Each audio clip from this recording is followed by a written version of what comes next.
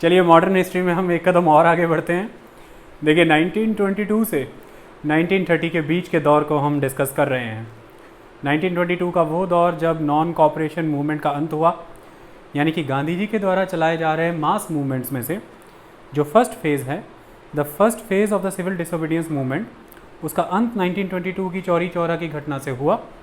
उसके बाद 1930s में जब सेकेंड फेज़ की शुरुआत हुई, that is the civil disobedience movement, इसके बीच में ये जो वॉइड आया, इस पॉलिटिकल वॉइड को, इस सोशो इकोनॉमिक ग्राउंड को किसने फिल किया, इसके बारे में हम पढ़ रहे हैं। इसमें हमने स्वराजिस्ट पार्टी का जिक्र किया, हमने उसका सारा लेक्चर डिटेल में रखा। इसमें हमने अदर नेशनल आइडियोलॉजीज़, जिनमें हमने द रेवोल्यूशनरी टेररिज्म के बारे में पढ़ा। इसी में हमने ये समझा कि किस तरह से इस दौरान कम्युनिस्ट पार्टी का जन्म हुआ, उसके पहले कांग्रेस के अंदर सोशलिस्ट आइडियाज़ कैसे एंटर हुए, यानी कि सुभाष चंद्र बोस और जवाहरलाल नेहरू का क्या कंट्रीब्यूशन था। कम्युनिस्ट पार्टी की ग्रोथ के साथ साथ हमने कांग्रेस सोशलिस्ट पार्टी की ग्रोथ के बारे में समझा। तो अब हम ये सब करने के बाद इस 1922 से 1930 के बीच के फाइनल लेक्चर में एंटर कर चुके हैं, that is the trade union and the peasant movement. इसके दो लेक्चर रहेंगे। पहला इंडिविजुअल लेक्चर रहेगा the trade union movement in the 20th century, और सेकेंड रहेगा the peasant movement in the 20th century. ऐसे में आज के लेक्चर में अभी हम द ट्रेड यूनियन मूवमेंट के ऊपर बात करने जा रहे हैं।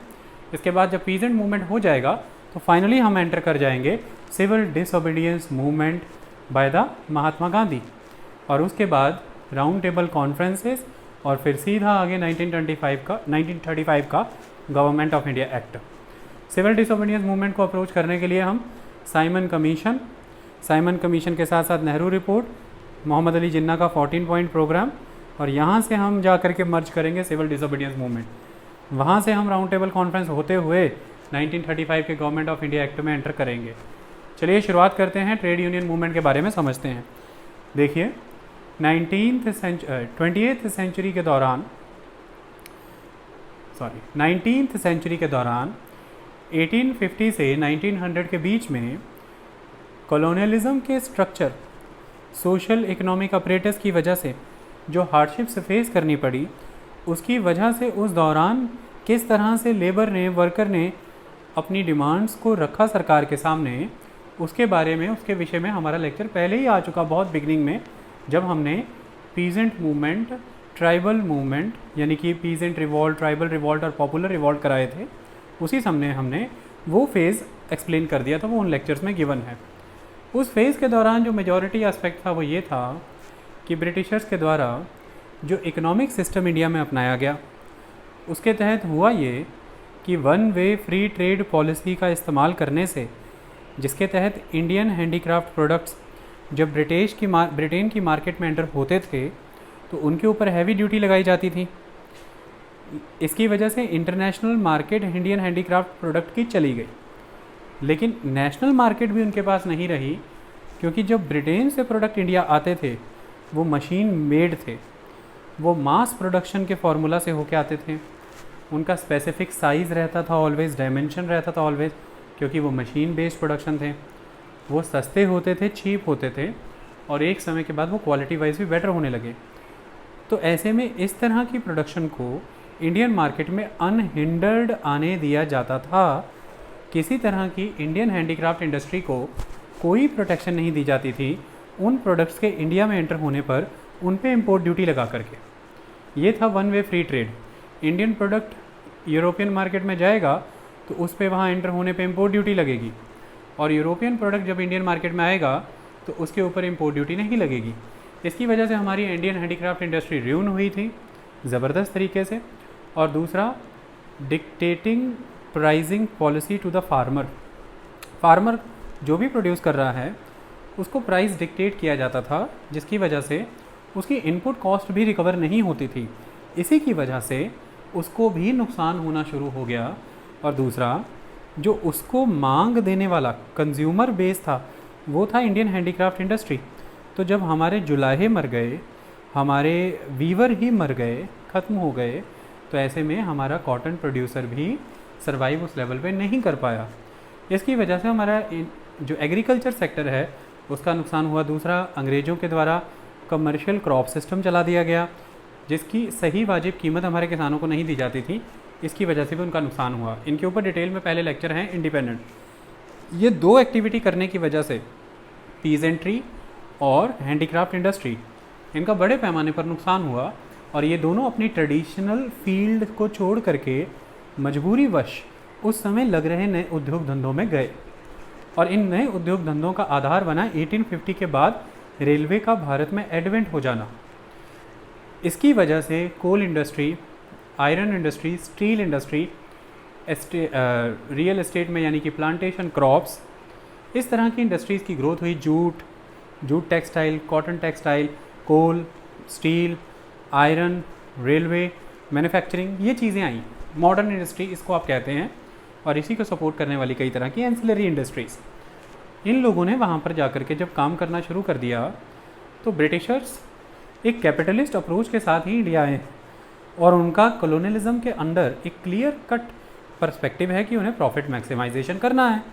इसके तहत जब उन्होंने यहाँ पर प्रोडक्शन करनी शुरू की तो पैसा इन्वेस्ट करने का बेसिस ही ये था कि भारत में उन्हें एबेंडेंट नेचुरल रिसोर्सेज मिल रहे हैं और चीप लेबर मिल रही है।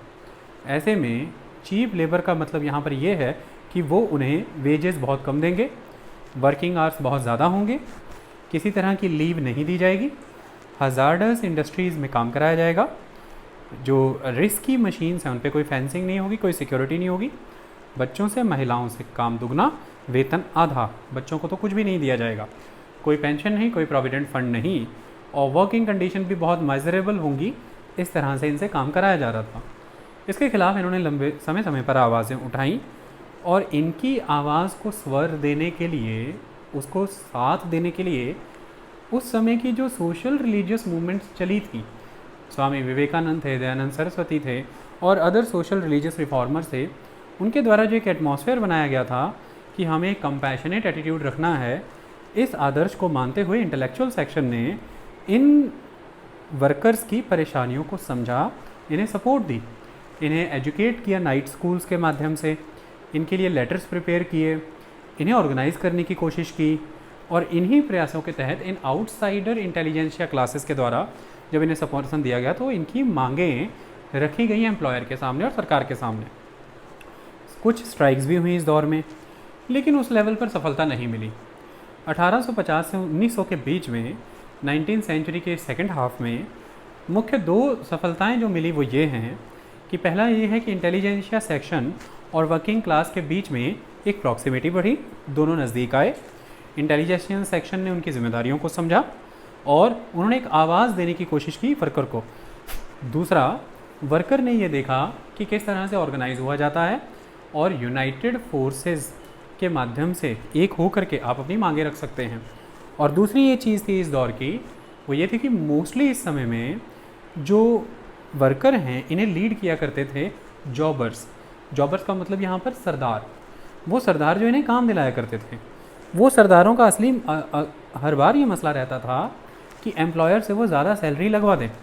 उसका पर्पज़ हमेशा ये रहता था कि वर्कर को तो वो कम देते थे, अब सैलरी अगर अच्छी खासी लग जाएगी, वेजेस अच्छे मिलेंगे, तो उतना ही ज़्यादा मार्जिन जॉबर को बचेगा, सरदार को बचेगा।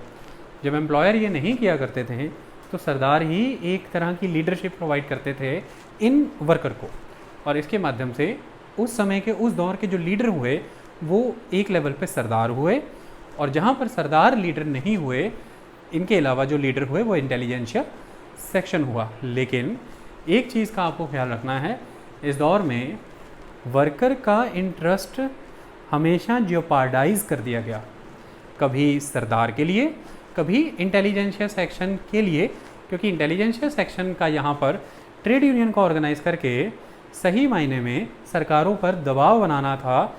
यानी कि सरकारों के ऊपर दबाव बना करके उस समय में जो पॉलिटिकल पार्टीज़ एक्टिवेट होना चाह रही थी, उन पॉलिटिकल पार्टीज़ के पीछे एक स्ट्रेंथ दिखाई जाए, इस तरह का एजेंडा था, ताकि सरकारें उन पॉलिटिकल पार्टीज़ को मान्यता दें, समर्थन दें, और उन पॉलिटिकल पार्टीज़ का कैरेक्टर लगे कि इसका एक बेस इंडिया लेवल पर है।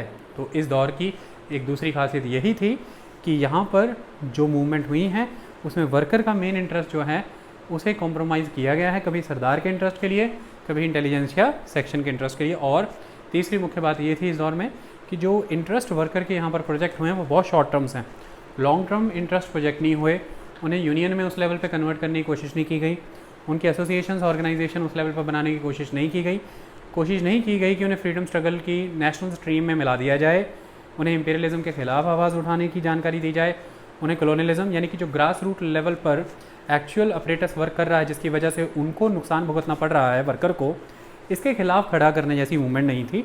वर्किंग आवर, वेजेस और सर्विस वर्किंग कंडीशन, सिर्फ इन शॉर्ट टर्म आवाज़ मुद्दों को लेकर के इस दौर में आवाज़ें उठाई गई थी। लेकिन ये कैरेक्टर चेंज हो जाएगा 20th सेंचुरी में एंट्री होने के बाद। 20th सेंचुरी में जब एंट्री होती है उसमें भी आपको एक चीज़ समझनी है, इसमें आपको फर्स्ट वर्ल्ड वॉर एक डिवाइडिंग पॉइंट नज़र आता है। फर्स्ट वर्ल्ड वॉर के पहले का समय और फर्स्ट वर्ल्ड वॉर के बाद का समय। फर्स्ट वर्ल्ड वॉर एक डिवाइडिंग पॉइंट के तौर पर क्यों नज़र आता है? देखिए, फर्स्ट वर्ल्ड वॉर ने कई तरह की चीज़ें उत्पन्न कर दी थी जिसने इस समय में ट्रेड यूनियन के कैरेक्टर को बदला। ये किस तरह की चीज़ें थी? सबसे पहला एस्पेक्ट ये है कि फर्स्ट वर्ल्ड वॉर के बाद जो फ्रीडम स्ट्रगल होगी, जो नेशनल मूवमेंट है, वो एक मास बेस्ड मूवमेंट होगी, क्योंकि गांधी जी के एडवेंट के बाद आपको कांग्रेस के बेस के तौर पर पीजेंट एंड वर्कर, ये दो नए ग्रुप्स इंड्यूस होते नज़र आएंगे। तो ये जब मास बेस्ड नेशनल मूवमेंट होगी तो ऐसे में सही मायने में ट्रेड यूनियन बनेंगी और ट्रेड यूनियन यानी कि वर्कर की एक्टिविटीज़ भी इससे प्रभावित होंगी। दूसरा इंपॉर्टेंट एस्पेक्ट ये है कि इस दौर में बोल्शेविक रेवोल्यूशन, रशिया 1917 में बोल्शेविक रेवोल्यूशन करते हुए जो ज़ार रूलर थे उनसे खुद को आज़ाद करा चुके थे, और ऐसे में प्रोलेटेरिएट्स यानी कि द पीजेंट, लेबरर और वर्कर, इनने मिलकर के अपनी एक इंडिपेंडेंट सरकारें वहाँ पर बनाई और समाजवाद आया, सोशलिज्म आया। तो ऐसे में भारत में भी इन लोगों के अंदर एक इंस्पिरेशन जगी और उसी इंस्पिरेशन से इंस्पायर होकर के इन्होंने ट्रेड यूनियंस बनाने की शुरुआत की। तीसरा, इस समय में ये प्रयास किया ही जा रहा था कि इंडियन नहीं, पूरे विश्व भर के जितने भी वर्कर हैं, जितने भी एग्रीकल्चर लेबरर हैं, इन्हें एक इंटरनेशनल कैरेक्टर दे दिया जाए और इन्हें इंटरनेशनली यूनिफाई किया जाए, ये बात बता करके कि आप लोग परेशान हैं कैपिटलिज्म से, कॉलोनियलिज्म से। इसी की वजह से फर्स्ट वर्ल्ड वार के बाद, जैसे सेकेंड वर्ल्ड वार के बाद यूनाइटेड नेशंस बना, इसी तरह से फर्स्ट वर्ल्ड वार के बाद लीग ऑफ नेशंस बना था, और उस लीग ऑफ नेशन की एजेंसी के तौर पर एक इंटरनेशनल लेबर ऑर्गेनाइजेशन ILO बनाया गया था, और उसके पीछे सोशलिस्ट कंट्रीज़ का और सोशलिज्म का ही हाथ था। उसकी आइडियोलॉजी ये थी कि इंटरनेशनल लेवल पर हमें जितने भी वर्कर्स हैं उन्हें ये बताना है कि आपका कॉज कॉमन है, आपकी परेशानियों का कारण कॉमन है, और जो कैपिटलिस्ट टेंडेंसी है आप उसकी वजह से सफ़र कर रहे हैं, इसलिए आपको एकजुट होना है। तो इस आइडियोलॉजी का प्रभाव भी आपको भारत में नज़र आता है। अगला कारण है कि वर्ल्ड वार 1 के बाद बड़ी तेज़ी से महंगाई हुई। इस महंगाई से जहाँ इंडियन इंडस्ट्रियलिस्टों को फ़ायदा हो रहा था, मिडलमैन को और रिटेल शॉप होल्डर, होलसेलर को फ़ायदा हो रहा था, वहीं से इस महंगाई से नुकसान हो रहा था बड़े स्तर पर वर्कर को, क्योंकि वर्कर की वेजेस और सैलरी में वो फ़र्क नहीं पड़ रहा था जो इंडस्ट्रियलिस्ट के मुनाफे में नज़र आ रहा था। लेकिन सप्लाई कंस्ट्रेंट आ जाने की वजह से, वर्ल्ड वार 1 की वजह से बड़े पैमाने पर महंगाई बढ़ी, और वो महंगाई कम वेजेस में वर्कर के ऊपर बहुत अधिक मार डाल रही थी, इसलिए वर्कर परेशान था, आवाज़ उठा रहा था। अगला कारण ये रहा कि वर्ल्ड वार 1 ख़त्म हो जाने के बाद बड़े स्तर पर जो इंडियन इंडस्ट्रियलिस्टों को भी फ़ायदा मिल रहा था वो दोबारा ख़त्म हो गया, और वापस से ब्रिटिशर्स ने अपनी प्री वर्ल्ड वॉर 1 पॉलिसीज़ लागू कर दी, जिसके तहत वो अब इंडियन इंडस्ट्री को जो थोड़ी बहुत वर्ल्ड वार 1 के दौरान प्रोटेक्शन मिल रही थी वो वापस ले चुके थे। ऐसे में इंडियन इंडस्ट्रियलिस्ट फिर से नुकसान में गई और उन्होंने ले ऑफ किए, वर्कर रोज़गार से गए, इसकी वजह से भी उनके ऊपर बहुत भारी मार पड़ी। और वर्ल्ड वार 1 का ही एक नतीजा था जिसका आउटकम 1926 ऑनवर्ड दिखा in the form of American economic depression. और इस इकोनॉमिक डिप्रेशन के दौरान हज़ारों की हज़ारों तादाद में भारत में भी इंडस्ट्री बंद होने की वजह से लेबर ले ऑफ कर दी गई। इसका भी एक असर आपको नज़र आएगा। तो ये कुछ कारण हैं जो एक तरह से इनके कैरेक्टर को चेंज कर देते हैं, इनके सिस्टम को बदल देते हैं। ये आपको 20वीं सदी में ऑब्जर्व होता है, ख़ास तौर पर 1920 ऑनवर्ड, यानी कि वर्ल्ड वार 1 के ख़त्म होने के बाद, जिसकी की शुरुआत 1914 से हुई और वो 1918 तक चली। लेकिन फिर भी वर्ल्ड वार 1 तक कुछ प्रयास किए गए, उन प्रयासों को हम समझने की कोशिश करते हैं। ऐसा नहीं है कि बिल्कुल भी प्रयास उस समय में नहीं किए गए थे। चलिए देखिए, 1870 में सौराबजी सपूरजी बंगाली एक इम्पॉर्टेंट पर्सनैलिटी हैं जिन्होंने 1870 में ही बॉम्बे लेजिस्लेटिव काउंसिल में बिल प्रेजेंट कर दिया था इस बात का कि वर्कर के वर्किंग आवर कम किए जाएं, और ऐसे में उनके ऊपर ट्रायल चलाया गया। यहाँ आपने इस तरह का बिल प्रेजेंट किया, वो ट्रायल सक्सेसफुल नहीं हुआ, लेकिन सोहराबजी सपूर जी बंगाली बॉम्बे से इन विषयों में माने गए हैं कि उन्होंने वर्कर के कॉज के लिए बहुत अर्लीस्ट पीरियड में ही कानूनी प्रावधानों के माध्यम से आवाज़ उठाने की शुरुआत कर दी थी। इन्हीं में कुछ और शख्सियतों के भी मैं आपको अब नाम बताऊंगा। अगर हम बंगाल की बात करें तो वहाँ पर आपको शशिपाद बनर्जी नज़र आते हैं, और ये शशिपाद बनर्जी हैं जिन्होंने उस समय में नाइट स्कूल चलाने की कोशिश की, क्योंकि उनका मानना ये था कि जो वर्कर है उसे सही मायने में हमें एक एजुकेशन देने की ज़रूरत है कि उनके राइट्स क्या हैं, उन्हें किस तरह से ऑर्गेनाइज होना है, और आवाज़ कैसे उठाई जा सकती है, पिटीशंस कैसे लगाई जा सकती हैं। यही नहीं, शशिपाद बनर्जी ने उस समय में बंगाल श्रमजीविक नाम से जर्नल भी लॉन्च किया, जिसमें वो उनके लिए आवाज़ उठाते थे, उनके विषय में चीज़ें लिखा करते थे। इनके अलावा बंगाल में शशिपाद बनर्जी के बाद अगर आप बॉम्बे की बात करेंगे तो यहाँ पर आपको एक बहुत इंपॉर्टेंट पर्सन नज़र आते हैं, नारायण मेघाजी लोखंडे, यानी कि NM लोखंडे। ये बहुत इंपॉर्टेंट पर्सनैलिटी थे। इनके द्वारा भी 1880 के अराउंड एक वीकली लॉन्च किया गया जो दीनबंधु के नाम से जाना गया है, और इसमें यह वर्कर के ही कॉज के विषय में लिखा करते थे। और इन्होंने 1890 के अराउंड आकर के बॉम्बे मिल हैंड एसोसिएशन बनाई। ये भारत की पहली लेबर एसोसिएशन में मानी जाती है, लेकिन इसे हम ट्रेड यूनियन नहीं कह सकते। पहली ट्रेड यूनियन बाद में जाकर के आएगी, लेकिन ये यकीनन तय है कि NM लोखंडे भारत के पहले ट्रेड यूनियन लीडर्स में से अग्रणी पायनियर लीडर के तौर पर माने गए हैं। तो ऐसे में इनके द्वारा उस समय में इस बॉम्बे मिल हैंड एसोसिएशन के माध्यम से कुछ मांगें रखी गई। उन मांगों में सबसे पहली मांग यही थी कि एक छुट्टी होनी अनिवार्य है हफ्ते में। दूसरी मांग ये थी कि वर्किंग आवर्स को कम किया जाए, और तीसरी मांग ये थी कि किसी भी तरह से यदि एक्सीडेंटल प्रोन एरिया में काम करते हुए और या काम करते हुए अगर किसी तरह की चोट आ जाती है तो उसका कॉम्पनसेशन का भुगतान सरकार के द्वारा किया जाए। तो ये इंपॉर्टेंट है, मैंने ये जानकारियाँ यहाँ पर लिखी भी हैं आपके सामने कि बंगाल में शशिपाद बनर्जी इंपॉर्टेंट पर्सन है, जर्नल भारत श्रमजीवी 1874 में लेकर के आए, नाइट स्कूल चलाने का काम किया। बॉम्बे NM लोखंडे, जिनका पूरा नाम नारायण मेघाजी लोखंडे था, दीनबंधु नाम से वीकली 1880 में शुरू किया, बॉम्बे मिल हैंड एसोसिएशन लेकर के आए, और जो मांगे मैंने आपको बताई वो मांगे इन्होंने रखी। मद्रास में BP Wadia is a very important person. BP Wadia जो कि एनी बेसेंट के बहुत ही क्लोज एसोसिएटेड थे, इन्होंने 1918 में मद्रास में जो मद्रास लेबर यूनियन शुरू की है, ये भारत की पहली मॉडर्न ट्रेड यूनियन है।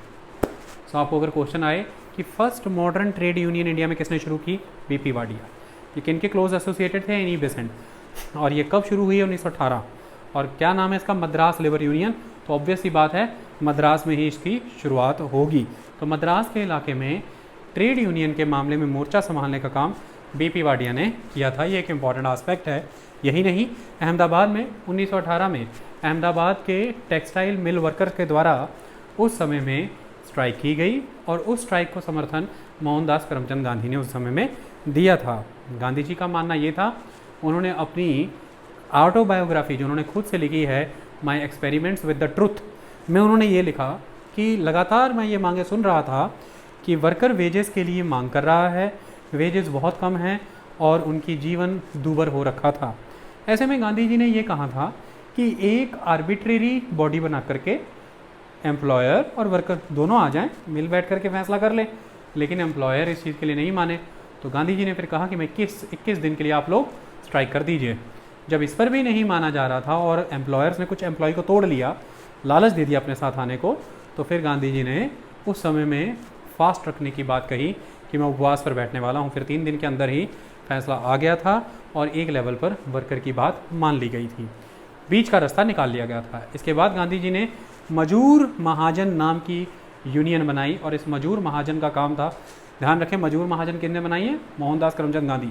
और इस मजूर महाजन का काम था कि एम्प्लॉयर और एम्प्लॉय के बीच में, वर्कर और एम्प्लॉय के बीच में एक कोलैबोरेशन बढ़ाई जाए। क्लास कन्फ्लिक्ट नहीं, क्लास कोलैबोरेशन, एक आर्बिट्रेरी सिस्टम लाया जाए, इनको समझाया जाए कि आर्बिट्रेरी से मामला निपटाया करो, एक समाजवाद, एक सोशलिज्म लाया जाए, मिल बांट करके काम चले। मतलब दोनों सेक्शन को क्लोज लाने के लिए इन्होंने मजबूर महाजन उस समय में चलाई। ये एक तरह की एक अर्ली हिस्ट्री मैंने आपको यहाँ पर पूरी बता दी। चलिए अब हम introduction, condition of the worker, meaning of the trade unionism से होते हुए आगे की ओर बढ़ते हैं। अब मैं आपको इंट्रोडक्शन यहाँ पर प्रोवाइड कर दूंगा। देखिए, जब हम introduction, condition of the worker, meaning of trade union के विषय में पढ़ते हैं तो उसमें क्या ऑब्जर्व होता है, एक चीज़ आप हमेशा समझ करके चलिएगा, भारत की परिस्थितियाँ बहुत ही भिन्न रही हैं। क्यों? सही मायने में भारत को वो तो झेलना ही पड़ा जो वेस्टर्न वर्ल्ड में इंडस्ट्रियल रेवोल्यूशन आने से वहाँ के वर्कर को झेलना पड़ा था। क्या झेलना पड़ा? देखिए, यूरोपियन इंडस्ट्रियल रेवोल्यूशन बेस्ड ही है कैपिटलिस्ट टेंडेंसी पे। कारण ये था कि शुरुआत में इस इंडस्ट्रियल रेवोल्यूशन में मास बेस्ड प्रोडक्शन आपको करना था, पैसा आपके पास उतना था नहीं, सरकारों ने उस लेवल पर मदद करनी नहीं थी, रॉयल हाउसेस थे। ऐसे में हुआ ये उस दौर में कि बड़े स्तर पर कैपिटल फॉर्मेशन की जिम्मेदारी, पूंजी निर्माण की जिम्मेदारी इंडिविजुअल पर रही थी। और उस कैपिटल फॉर्मेशन के लिए जो फैक्टर ऑफ प्रोडक्शंस हैं, जिनमें रॉ मटेरियल एंड लेबर बहुत इंपॉर्टेंट हैं, उनको ही एक लेवल पर क्रश किया गया कि ये दो चीज़ें मुख्यतः, पहले तो उद्योग धंधे भी वही चुने जो मेनली लेबर पे टिका है। जैसे उदाहरण के तौर पर उस समय में जो इंडस्ट्री है वो मेनली एग्रो प्रोसेसिंग यूनिट्स हैं, एग्रीकल्चरल प्रोडक्ट्स को प्रोसेस करना है। जैसे कॉटन ले करके टेक्सटाइल, शुगर केन लेके शुगर, टोबैको लीव्स लेके टोबैको, टी लीव्स लेके टी, सिल्क लेकर के silk cloth, silk textile, jute packing, jute textile. मतलब एग्रीकल्चर प्रोडक्ट को प्रोसेस करके फाइनल प्रोडक्ट बनाना है।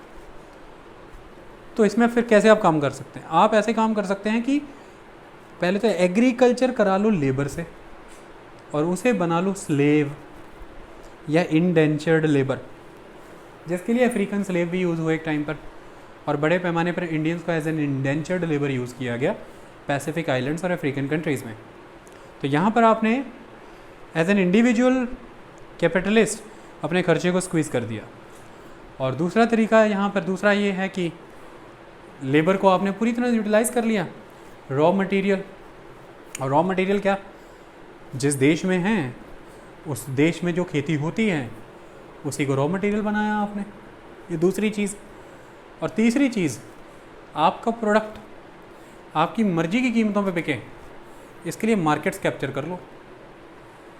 उसके लिए दो काम कर लो, पहले तो अपने अदर यूरोपियन राइवल्स को निकाल दो ताकि प्राइसिंग कॉम्पिटिटिव ना बनानी पड़े, अपनी विश की प्राइसिंग पे बेच सको।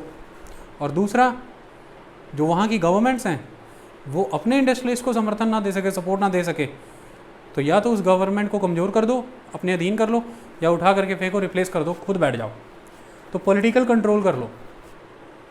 ये सारे तरीके अपना करके आपका पर्पज़ उस समय यही था कि किस तरह से जो कैपिटल की कमी है उसकी पूर्ति करने के लिए ये तरीके अपनाए जाएं, और यहीं से कैपिटलिस्ट टेंडेंसी पे खड़ा होता है वो उद्योग धंधा, वो इंडस्ट्रियल रेवोल्यूशन बहुत स्ट्रॉन्ग। और फिर वो एक नॉर्म हो गया, क्योंकि फिर मर्सेंटलिज्म का जन्म हो गया इससे, और फिर वो रुक नहीं पाया। इसके तहत सबसे ज़्यादा सफ़र करना पड़ेगा वर्कर को ही, और वर्कर ने सफ़र किया। 15 नहीं 18 घंटे तक भी चला जाती थी दिहाड़ी। Can you imagine? 15 to 18 hours in a day. 24 hour का डे होता है, डे नाइट दोनों। 15 से 18 घंटे आप काम करा रहे हैं। और आप हैरान हो जाएंगे कि 1891 में जो भारत में फैक्ट्री एक्ट आया है उसमें भी दिहाड़ी घटा के 11 घंटे की गई कानूनी तौर पे। तो फिर दिहाड़ी कितनी चल रही थी? 15 से 18 घंटे तक, बिना ब्रेक, कोई ब्रेक नहीं, सालों साल कोई छुट्टी नहीं हफ्ते की। Working condition miserable, you are working, चूहे घूम रहे हैं, stinky atmosphere, smell, everything. very narrow, non-ventilated, haphazard growth of the industry, all the time humid atmosphere, क्योंकि टेक्सटाइल इंडस्ट्री को ह्यूमिडिटी चाहिए वरना थ्रेड ब्रेक हो जाएगा. तो humid atmosphere, rats are there because you are all the time you are dealing with the agri-process agricultural products, so rats, ruminants, everything they will be there. ऐसे माहौल में आप हैं, बीमार पड़ गए गए, बीमार पड़ गए गए, कोई बुढ़ापे की सिक्योरिटी नहीं, क्योंकि कोई पेंशन नहीं, कोई प्रोविडेंट फंड नहीं, बीमार हो गए, एक्सीडेंट हो गया, नो इंश्योरेंस, क्योंकि ये सब करने से कैपिटलिस्ट का प्रॉफिट हार्म होता है और प्रॉफिट मैक्सिमाइजेशन उस टाइम में एजेंडा है. ऐसे में आपने ये सब जब उपलब्ध नहीं कराया, वर्कर त्रस्त था, लेकिन आपने एक चीज़ कर दी जो पहले नहीं थी. अब तक दुनिया किस नाम पे जुड़ती थी? धर्म के नाम पर, कि मैं हिंदू, तू ईसाई, मुस्लिम, यहूदी, कुछ भी. किस नाम पे जुड़ती थी? मैं शहरी, तू गाँव. किस नाम पे जुड़ती थी? पढ़े अनपढ़, फलाना गांव, जाति, धर्म, पंथ, संप्रदाय, क्षेत्र के नाम पे जुड़ते थे. ये पहली बार ऐसा हुआ कि इस मॉडर्न इंडस्ट्रियल सेटअप के तहत आपने एक नई क्लास को जन्म दिया, that is the worker class.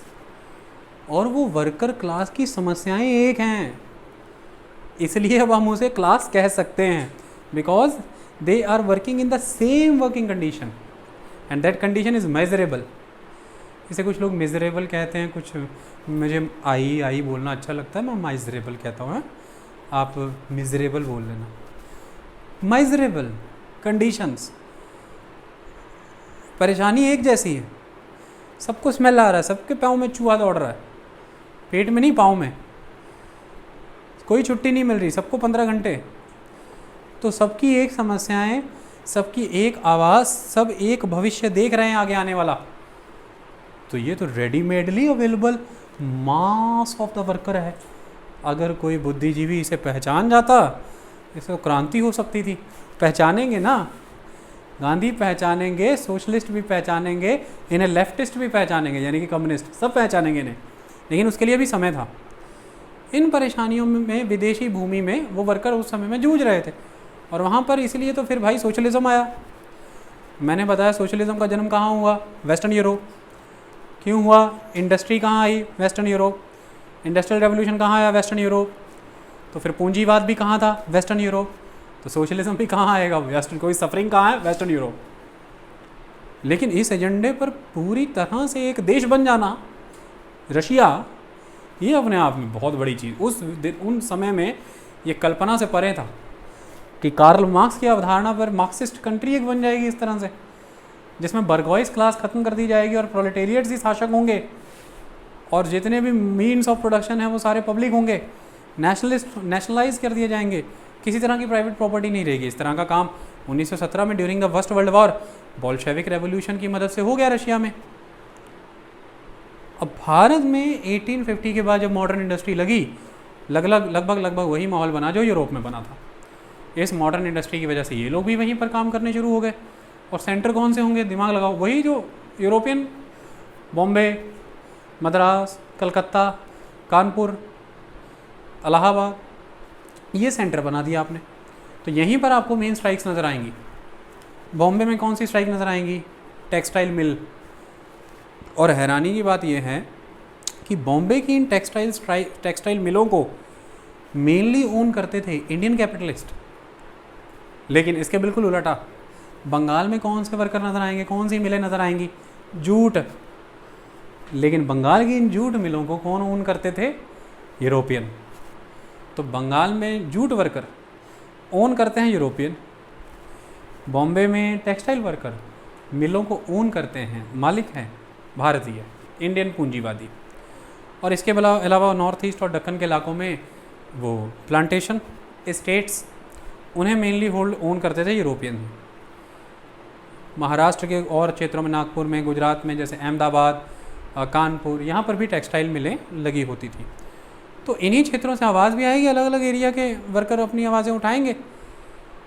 लेकिन अब सोचने वाली बात यह है कि ख्याल जान पड़ता होगा कि आवाज़ भारतीयों ने उठाई होगी।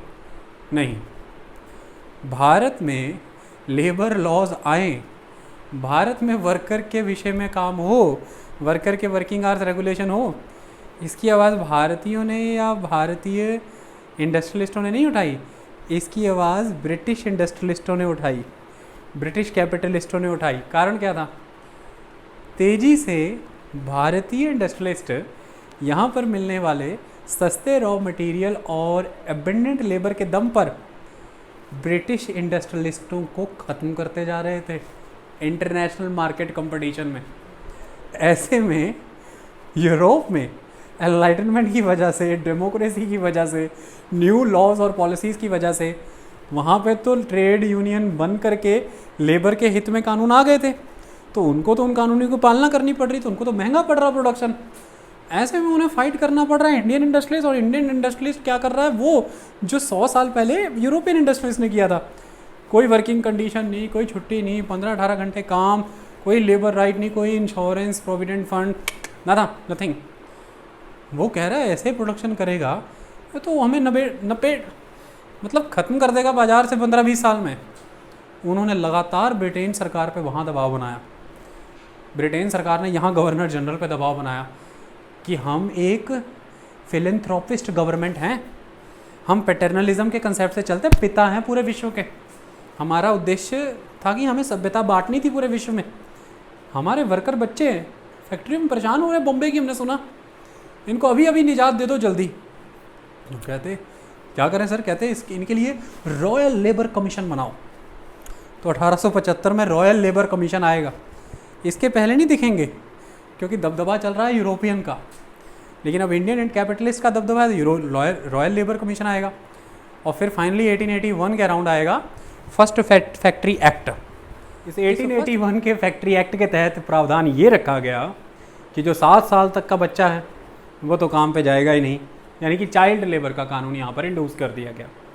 तो 7 साल तक के बच्चे को काम पर जाने की अनुमति नहीं है और 12 साल से कम बच्चे के आर्स रेगुलेट कर दिए गए।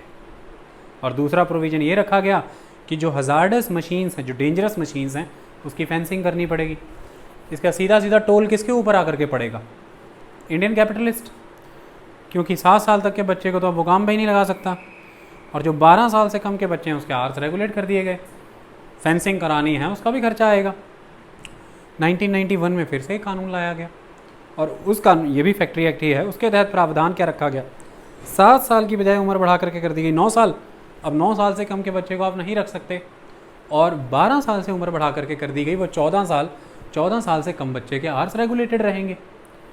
और 11 घंटे के कर दिए गए वर्किंग आवर्स सभी के।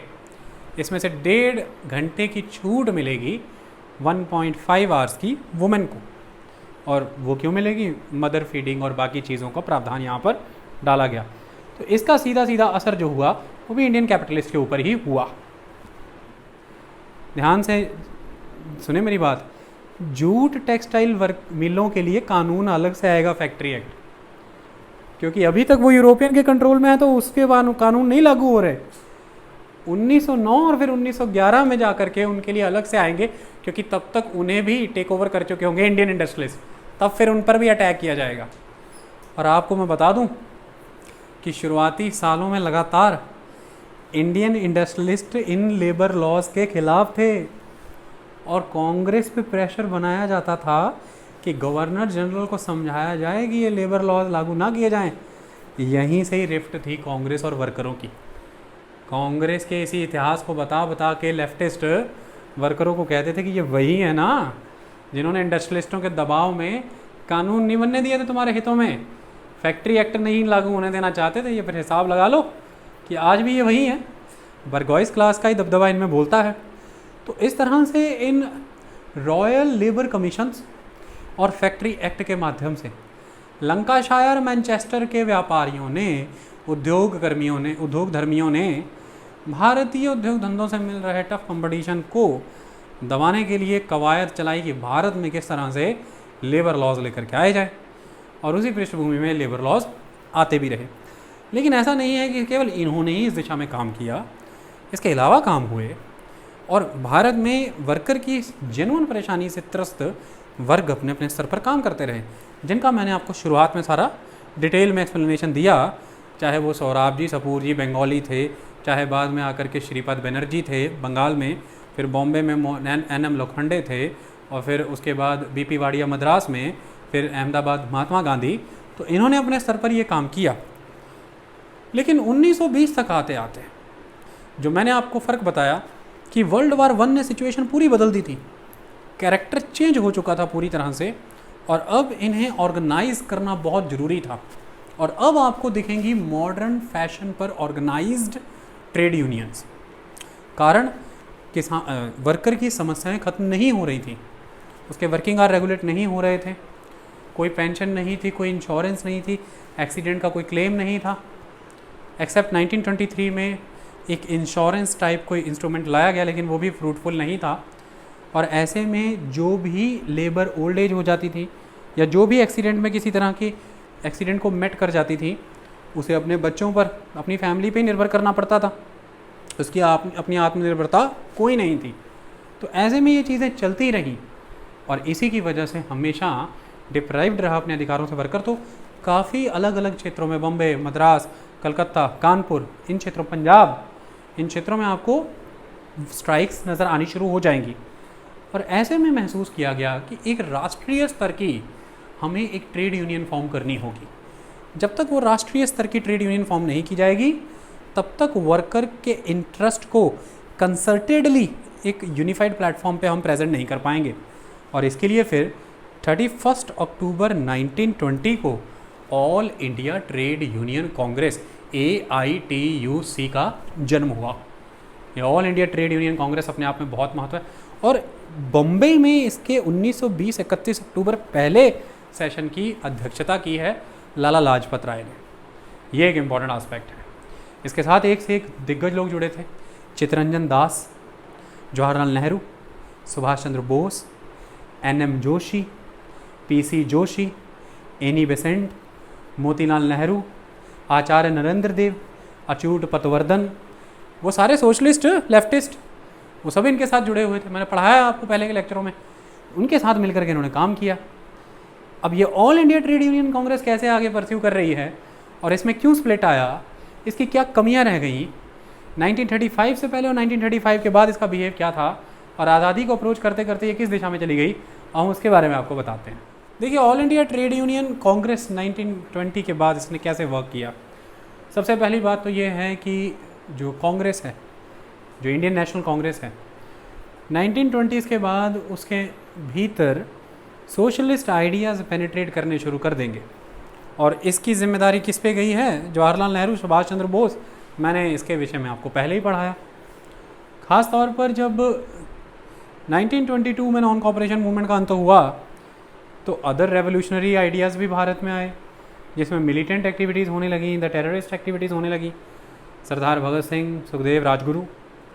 अब ऐसे में ट्रेड यूनियंस पॉलिटिकली कॉन्शियस हो चुकी हैं। हालांकि मैं आपको एक घटना याद करा देना चाहता हूँ।